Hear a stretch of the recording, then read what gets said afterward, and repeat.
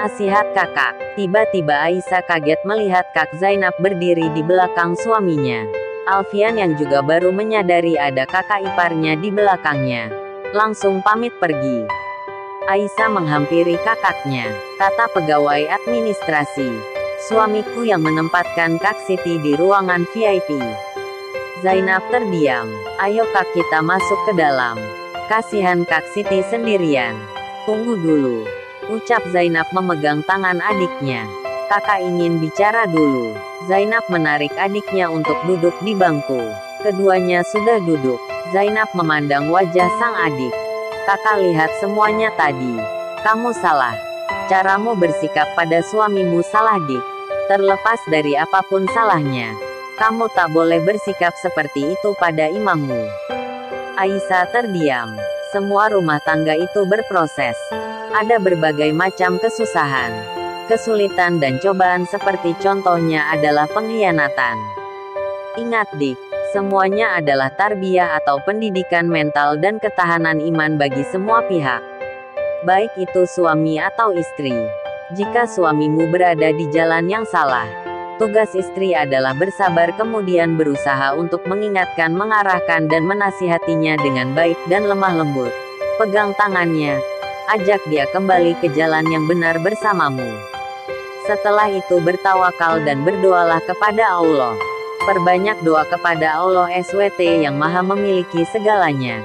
Ingat betapa dahsyatnya doa seorang istri untuk suaminya. Karena itu jangan pernah lewatkan untuk selalu mendoakan kebaikan bagi suamimu. Aisyah semakin menundukkan kepalanya. Ingat Dik, betapa akan kecewanya Abah dan Umi jika orang tua kita tahu bahwa kamu dikhianati seperti ini oleh suamimu.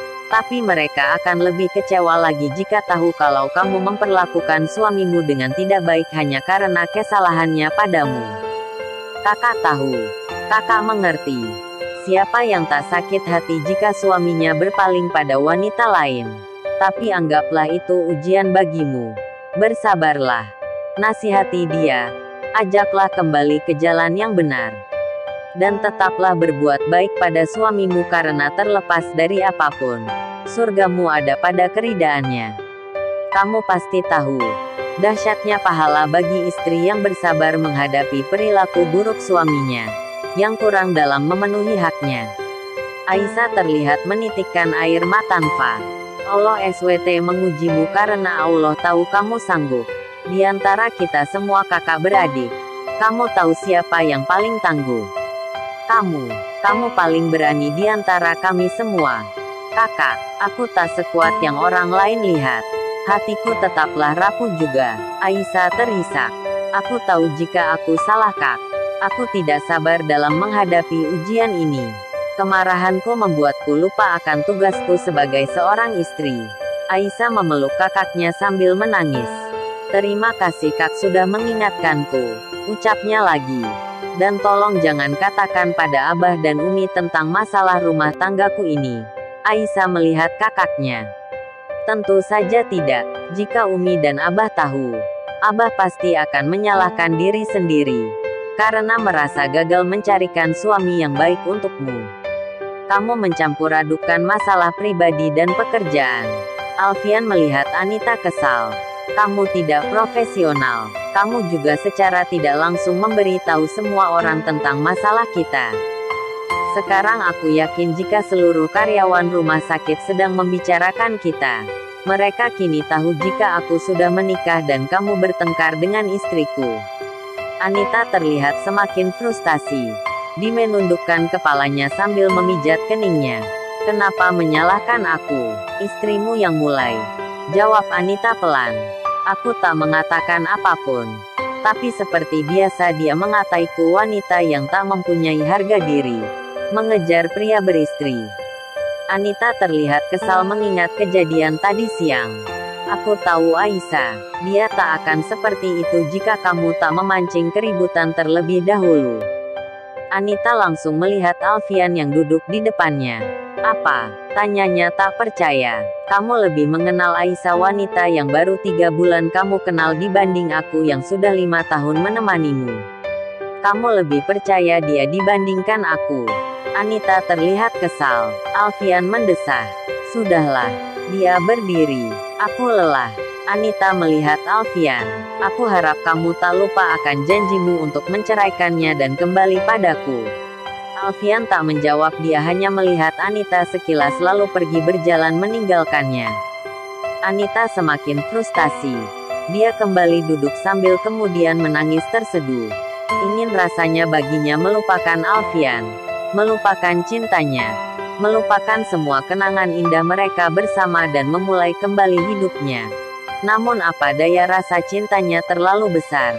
Kenangan itu semakin melekat hingga merelakannya pergi seakan dia juga akan kehilangan separuh jiwanya. *****.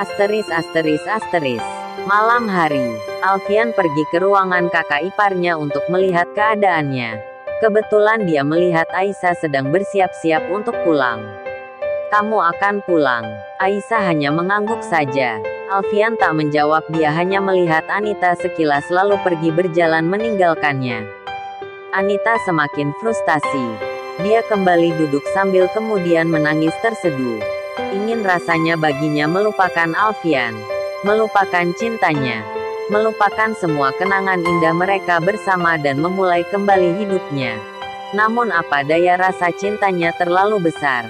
Kenangan itu semakin melekat hingga merelakannya pergi seakan dia juga akan kehilangan separuh jiwanya. *****. Malam hari, Alfian pergi ke ruangan kakak iparnya untuk melihat keadaannya. Kebetulan dia melihat Aisyah sedang bersiap-siap untuk pulang. Kamu akan pulang? Aisyah hanya mengangguk saja. Aku menyuruhnya pulang. Dia punya suami yang harus dia urus di rumah. Besok pagi dia bisa kesini lagi sekalian membawa baju ganti untuk kami. Zainab melihat Alfian. Alfian mengangguk. Baiklah, mari kita pulang. Setelah berpamitan keduanya meninggalkan ruangan. Alfian berjalan dengan diikuti oleh istrinya. Aisyah tampak mengambil jarak untuk tak berjalan terlalu dekat dengan suaminya. Aisyah tahu jika semua orang sedang memperhatikan keduanya. Setelah itu terlihat mereka bisik-bisik di belakangnya. Entah Alfian juga melihat atau tidak. Aisyah menjadi sedikit risih. Dia berpikir mungkinkah ini diakibatkan oleh keributan tadi pagi. Di dalam mobil, Aisyah tampak lelah. Dia memeluk tasnya sambil bersandar dengan lesu pada kursi. Alfian sesekali meliriknya. Dia tahu jika istrinya itu kelelahan. Seharian ini dia melihat istrinya bolak-balik mengurusi keperluan kakaknya. Apa suami Kak Siti tidak ke sini? Aisyah menggelengkan kepalanya. Kenapa? Alfian merasa heran. Besok istrinya akan dikuretase. Harusnya suaminya menemaninya kan? Aisyah tak segera menjawab. Mungkin dia harus mengurusi istrinya yang lain. Jawab Aisyah pelan. Alfian menarik napas. Dia tak ingin bertanya atau berkata berkepanjangan lagi atau istrinya akan memberikannya lagi jawaban yang menohok. Alfian kembali memilih diam dan fokus menyetir. Boleh saya bertanya sesuatu? Tanya Aisyah tiba-tiba. Iya. Jawab Alfian kaget sambil melirik istrinya. Apa orang-orang tidak tahu jika Anda sudah menikah? Alfian terlihat lebih kaget lagi.